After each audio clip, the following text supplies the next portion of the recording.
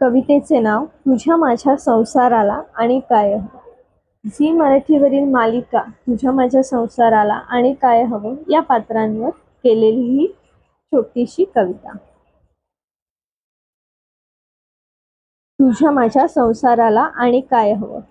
तात्या म्हणजे कौलारू घराचं मायेचं छत.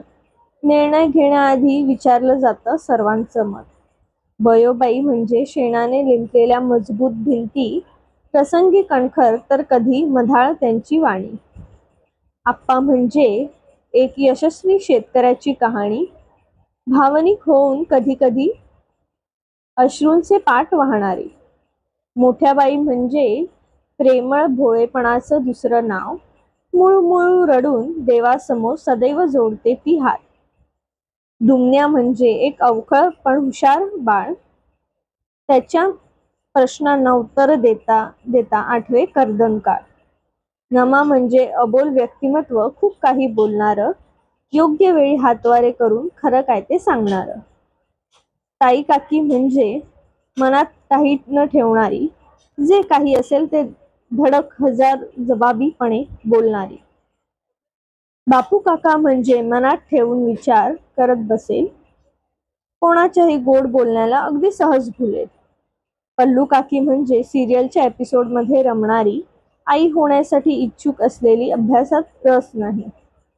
बाळाकाका म्हणजे गावातील पहिला डॉक्टर मुलगा, पदवीधर होण्यासाठी नेहमी मागे पल्लू काकीच्या. नानी म्हणजे विसर भोळेपणाची सीमा गाठणारी, अगं बाई मी हेही विसरले असं निरागसपणे म्हणणारी. नाना काका म्हणजे बऱ्याचदा नकारात्मक विचार करणारा, तसंच झालं